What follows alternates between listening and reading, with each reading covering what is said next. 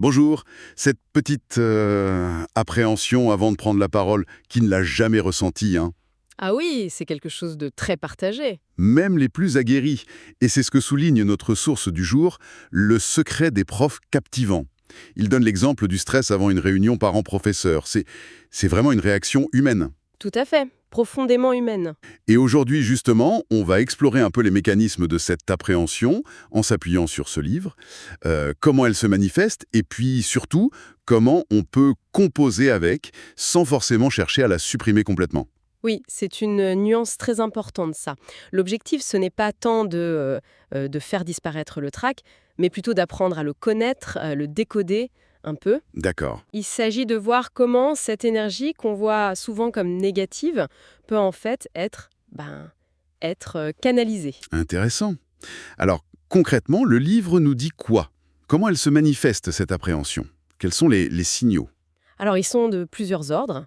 D'abord, physiquement, on retrouve souvent les marqueurs assez classiques de la réaction, le tout-fuite. Le cœur qui s'emballe. Exactement.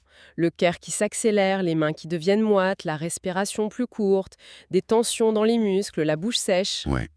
Des choses qui peuvent directement impacter la voix, la posture. Et j'imagine qu'au niveau mental, ça doit cogiter aussi pas mal. Ah oui, ça bouillonne. Le livre parle de ces pensées négatives qui peuvent surgir. La peur du jugement, l'anticipation de l'échec, le fameux «je vais me ridiculiser». La peur du trou de mémoire aussi, non? La crainte du trou de mémoire, oui. Et ce qui est souligné, c'est que ces pensées sont souvent disproportionnées par rapport à l'enjeu réel. Ah oui. Bah oui. Par exemple, un silence dans la salle, on l'interprète vite comme du désintérêt alors que ça peut être juste de la concentration. D'accord, je vois.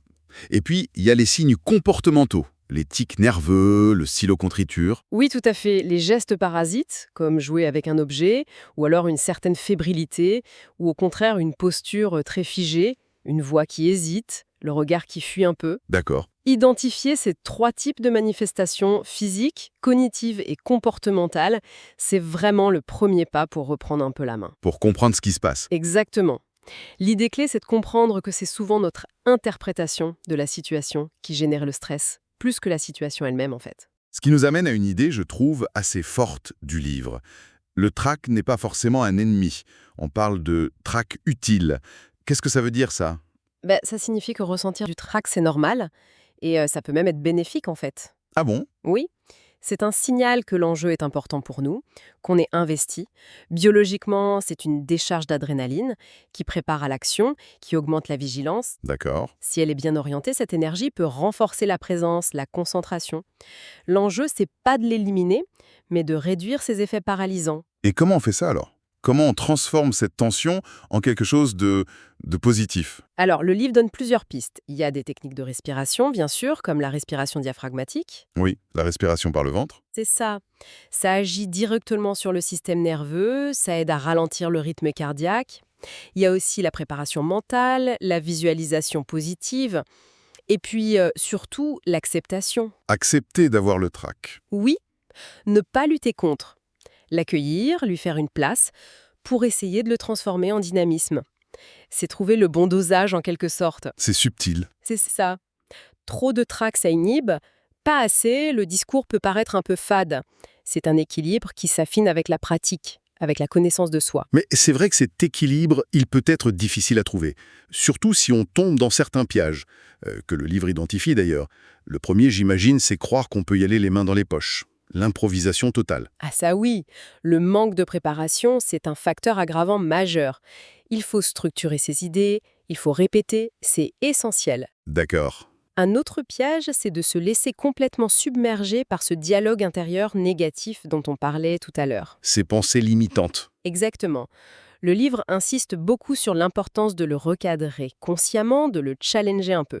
Et après, il y a la pression qu'on se met tout seul. La quête de la perfection absolue. Précisément, vouloir tout contrôler à 100%, viser la perfection, ça met une pression énorme et souvent contre-productive. On se crispe.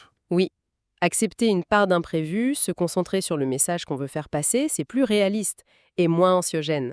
Il y a d'autres erreurs. Oui, négliger la dimension corporelle du stress, ignorer les tensions physiques qui s'accumulent sans rien faire pour les relâcher. Et puis, la classique préparation à la dernière minute. Ah oui, la procrastination. Ne fait qu'amplifier l'anxiété générale. Donc, en résumé, si on évite ces erreurs, on casse un peu ce cercle vicieux de l'anxiété. Et on peut commencer à construire sa confiance. C'est tout à fait ça.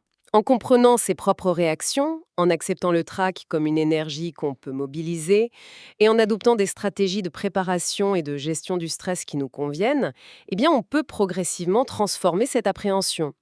On gagne en sérénité, en affirmation. Donc, pour synthétiser rapidement, l'appréhension, c'est normal. La clé, c'est de la comprendre, ses manifestations physiques, mentales, comportementales, de la voir comme une énergie potentielle, ce fameux trac utile, et puis d'éviter les pièges courants qui l'alimentent. C'est un peu ça le message de notre source. Oui, le message fondamental, c'est bien celui-là. Il ne s'agit pas d'éliminer le trac, mais de l'apprivoiser. C'est vraiment dans cette acceptation et cette canalisation qu'on gagne en sérénité et aussi en impact finalement. Et peut-être une pensée pour terminer et pour nourrir la réflexion, au-delà de la simple prise de parole, comment cette idée, accepter et canaliser une forme de tension utile, plutôt que de la fuir, comment est-ce qu'elle pourrait s'appliquer à d'autres défis, d'autres situations stressantes de notre quotidien ?